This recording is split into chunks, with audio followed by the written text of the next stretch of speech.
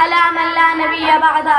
أما شاباش، بعد شاباش. فقد قال النبي صلى الله عليه وسلم خيركم من تعلم القرآن وعلمه أو كما قال رسول الله صلى الله عليه وسلم. صدر علی وقار قابل قدر معلومات، میرے ادارے کی طالبات اور معزز خواتین، تعلیم نساء کی ضرورت جتنی پہلے دور میں تھی اس سے کہیں زیادہ ضرورت آج کے دور میں ہے. یہ مسلم حقیقت ہے کہ ایک لڑکی کو تعلیم دینا گویا ایک خاندان کو تعلیم میں بنانا ہے. والدین کے لیے اس سے بڑی کیا شہادت ہو سکتی ہے کہ اپنی بچی کو دل و دماغ میں علم کی خوشبو سے معطر کر کے اس کے مستقبل کو روشن اور تابناک بنائے. جہالت کی ویرانیوں اور تاریکیوں سے نکال کر علم کی روشنی عطا کرے. تعلیم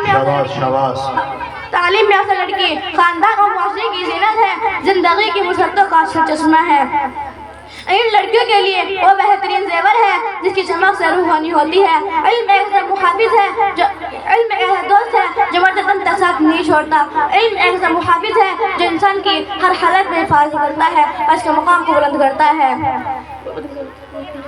قوم کی بچیاں کسی کی بیٹی، کسی کی بہن اور آئندہ چل کر کسی کی بیوی اور ماں کہلاتی ہے. مختلف کرداروں پر اسلام کے طریقے پر نبھانے کا سلیقہ علم کی روشنی سے حاصل ہوتا ہے. لڑکیوں کی اصلاح علم کے بغیر ناممکن ہے. جاہل لڑکی نہ صرف اپنے لیے بلکہ خاندان اور قبیلے کے لیے بھی ناپسندیدہ سے سمجھی جاتی ہے.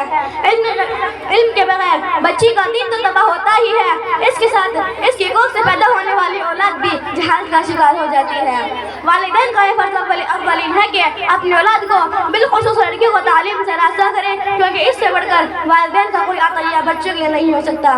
تعلیم کو اپنے بچوں کو رہبر بنائے جو ان کی دنیا و آخرت مکمل رہبری کرے.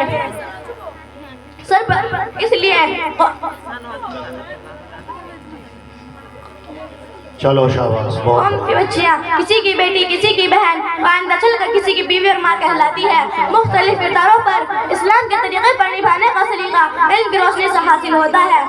تعلیم یافتہ لڑکی خاندان اور معاشرے کی زینت ہے، زندگی کی مسرتوں کا چشمہ ہے.